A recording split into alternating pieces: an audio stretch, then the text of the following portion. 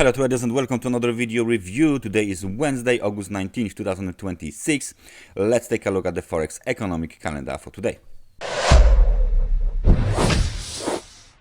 So what do we have here for today? Only high important data releases are on this calendar. The first one is the CPI data from the UK, in line with the expectations, jump from 2.6% to 2.9%.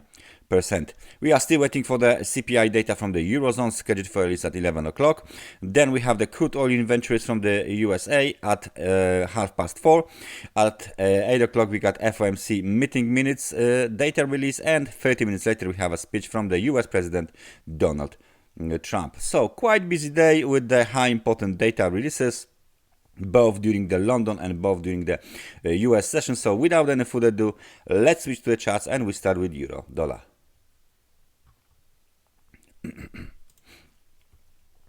So the 4-hour time frame chart of the euro dollar is showing us a light resumption to the upside after the pullback from the extremely overbought market conditions. The local high and swing high is located here at 1.1615. We are trading above the blue channel, we are trading above the yellow channel. The outlook remains bullish. RSI is 62 points.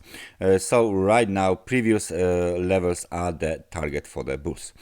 British pound versus the US dollar, which is of course called cable, tested the level of 50 on the 4-hour time frame chart of the RSI, and it's ready to move higher. As you can see, it moves inside of this temporary channel here, and we are very close to the, we are trading very close to the level of 1.5557, which is the last technical swing high. We have a new swing high, 1.3570. This is the target in the short term, and possible breakout to the upside. Overall, this situation here looks quite interesting. Nevertheless, we are still trading inside of this big multi-month range. So for now, even if we break to the upside, there is still the level of 1.36 waiting for the test or a breakout anyway. US dollar versus the Japanese yen slowly but surely is following the path that we already seen after the intervention and the big aggressive movement to the downside. We've seen this very nice movement to the upside towards the swing high roughly around 164. Then again the Bank of Japan intervention, and the same situation happens here. Slowly but surely the market is crawling higher step by step, little by little. Nevertheless, in order to test the previous swing high, we need to break above this zone here of the technical resistance level. So that's why please watch this area around 160, 161. Only if this area is violated, the outlook is more bullish than bearish. Gold, after moving quite nicely towards 4,450, is currently consolidating the recent gains, despite the fact that the momentum is moving lower right now, 42 points only. Nevertheless, the price is not following the momentum. So after the breakout out of this yellow channel, after the potential weight Y bottom here roughly around 3,940, there is still a chance for this market to continue higher. The range is very well established. The momentum is down. You are waiting for the deeper movement in the momentum towards the level of 40.39, and then the market might be ready to continue the upside movement. Any breakout below this technical support here, local technical support 4,300, basically will be considered bearish.